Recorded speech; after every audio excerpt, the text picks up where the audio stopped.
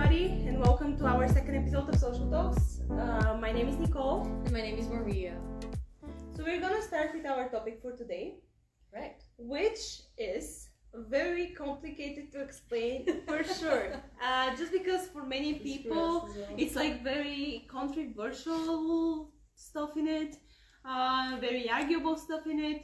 So basically we're gonna talk about understanding each other first of all. Yes, right. Yeah, understanding each other, languages, bilingual people, and basically what it is to be in an environment where you don't know the language, but let's say you're bilingual or multilingual, but you just end up in an environment that you somehow is not the language that you know. Yeah. Let's say you go for work or something, and yeah, most people prepare in advance when going abroad.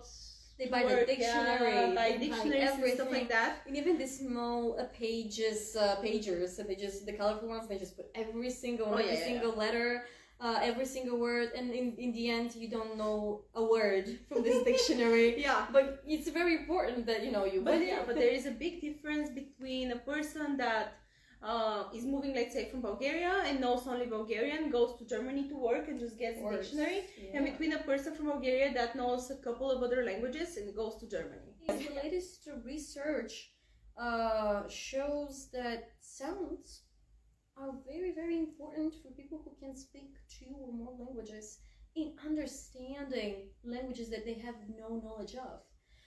Let's say Latin or Roman-based languages. Even though we do not know the meaning, we do not know the language, but it sounds familiar, right? It sounds familiar from somewhere, whether or not you're a bilingual or multilingual. You kind of catch and make connections about the meaning of certain sentences or only words, which is very peculiar because the Scientific American Block Network actually most recently showed that from these some experimental units that they had with some people, they took a sample from a population that either bilinguals or multilingual. They made this experiment, they put them in these environments where they had no idea of the language that they were put in and actually drive to and obliged to talk, but they were still able to communicate somehow with these people. And it was very interesting because there is actually a video on YouTube that you can actually follow. It's in their own channel, the Scientific American Block Network. They were laughing and actually trying to learn each other to some things and still understanding each other and telling them stories about their life and where they're from, which was so peculiar. But it's all based in sound and so-called parallel learning. Yeah, definitely. Striking. There is a lot of research in what we've read, both of us, about how brain extracts meaning from the sound and from noises. Yes. They've been made different researches, like let's say even in your own language, when you hear somebody speaking, you sometimes, because of the speed in which somebody is talking, you at first don't recognize what they're saying, but then the moment you ask them, can you repeat, and you just realize that you actually heard what they said, and you can actually recognize the words that they're saying. And there was research made again by scientists by putting on a sound that sounds like, you know, and you don't understand anything, and then they put it on normal speed or like normal without an kind of.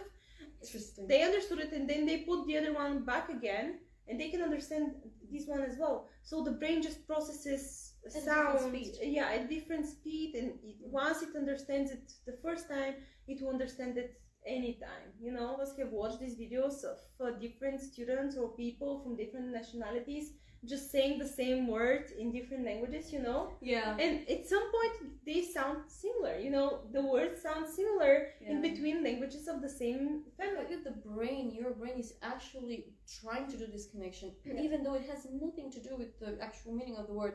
But because we're talking about particularly bilinguals and multilinguals, people who do not speak languages do not actually think the same way about them. They will not strive to, recognize. The brain has not developed exactly. the same way. They would not strive to recognize, meaning or just to compare maybe with their own language, but, when it's one, you don't have much options. So what happens here is that bilinguals, multilinguals brain, they tried. I had back In high school, I had a teacher, and he was the conductor of our orchestra. When he went to study in Germany, in Berlin Philharmonic, he never learned German before. He didn't take the dictionary with him. He didn't take the dictionary from Helicon, and which, you know, it's a small dictionary, it's travel pocket, but he decided, no, I'm going there, I'm going to study there like this, and I'll learn it there. I was about to fail a class. One of the professors, actually the main German conductor of the actual Philharmonic, the orchestra in Berlin, and he was one of his teachers, and he was about to fail him because of the language and knowledge. He was very, very bad at German, and he wasn't actually trying to even learn it. And so what happened was, at the last lecture, they went out on the whiteboard, and the conductor of Berlin, the Philharmonic, got him out on the board, and he started to draw the 5 lines, like, you know, the music sheet. He started to draw it, and he started to write notes on it. One note for each word that he wants to say, either emotion or some kind of expression.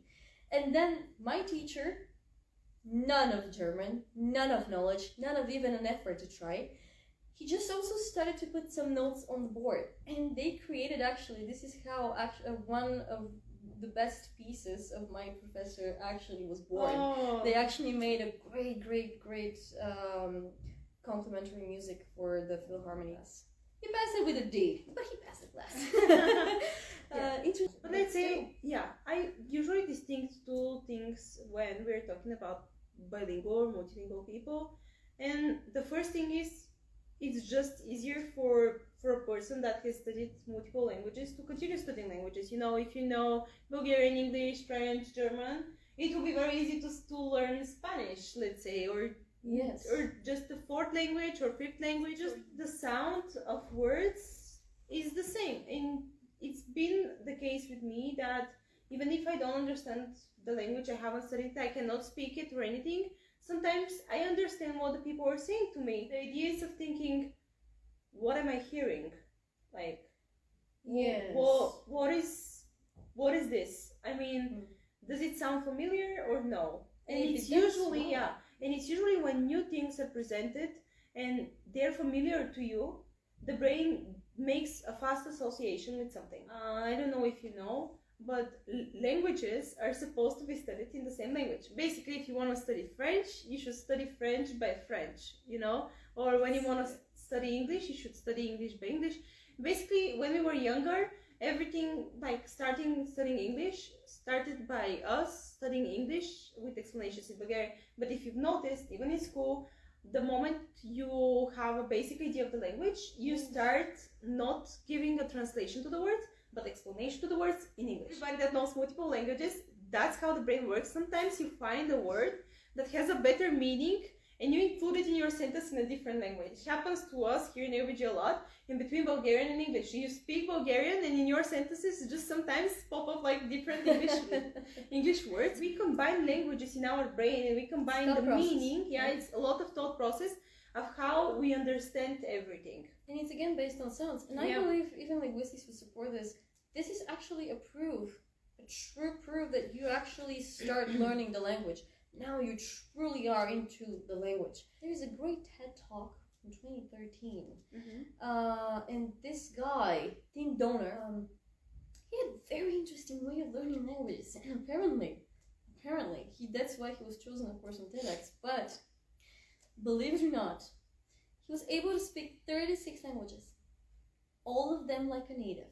And ever since, of course, the age of 10, he's an English speaker, he's from the States, and he started learning since the age of 10, and you speak 36 languages. And this speech that he delivered, he was 26. Imagine for this small amount of time how many languages he started to learn. And he started, of course, from a very small age, because the child brain, as we know, it's much more flexible than ours. It just develops a different way. And the sounds are getting much more easier in the brain.